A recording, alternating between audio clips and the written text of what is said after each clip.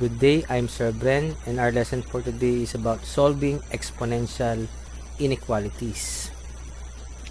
Okay, pag sinabing inequalities, we may be using signs like less than, greater than, less than or equal, greater than or equal, and etc. Okay, for our first example is this one, 3 raised to x plus 1 greater than 81. You can see that this is a exponential inequality problem. First procedure is to have bases equal, okay, or similar bases. What is the multiple of 3 and 81? So that is 3. Because yung 3 dito, we have 3 raised to 1, that is 3. And 81 can be 3 raised to 4. We have similar or the same basis. So we copy first the left side, 3 raised to x plus 1, and change 81 to 3 raised to 4. So we have similar bases or same bases. Okay, now we can bring down the exponents. Okay, that is the next step. So the third step, if the base is less than 1 or greater than 1.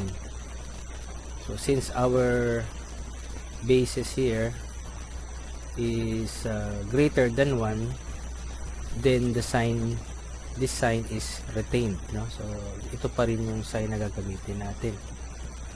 Okay, so just copy x plus 1 greater than 4. So the sign is retained. Then we'll solve for x.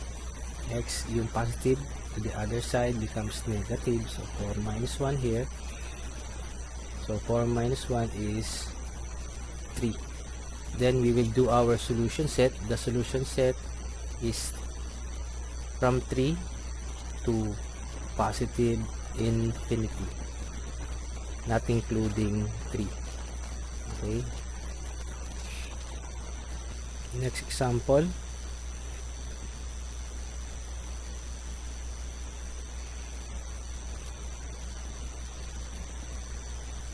2 raised to 4x plus 1 less than or equal 512. So let's see if the bases are equal. So we have here 2 raised to 1, we have 2, and then 512 can be written as 2 raised to 9. Okay, we have the same base. We will write this as 2 raised to 9. Since the bases are equal, we can bring down 4x plus 1 less than or equal to 9.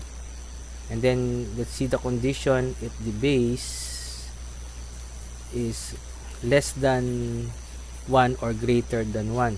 Since the base is greater than 1, we will still retain this sign, no? The less than or equal. Okay, now just copy, and then we transpose positive 1 to the other side for x less than or equal 9 minus 1, so the positive becomes negative 1. And then for x less than or equal 9 minus 1 is 8, and then divide both sides by 4. This cancels, x is less than or equal 8 divided by 4 is 2. So our solution set is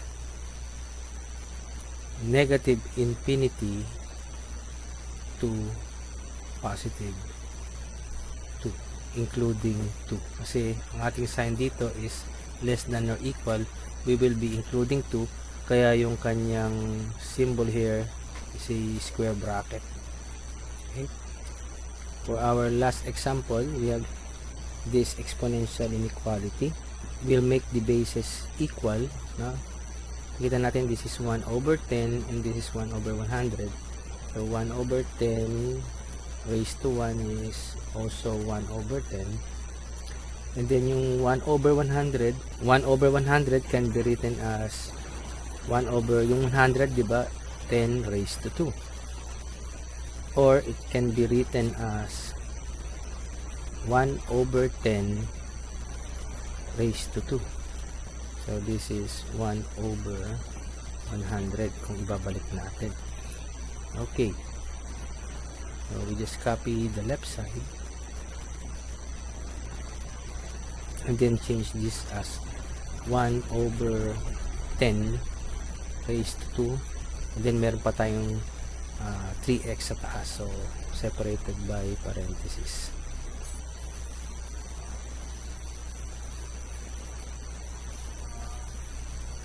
Two times 3x is 6x.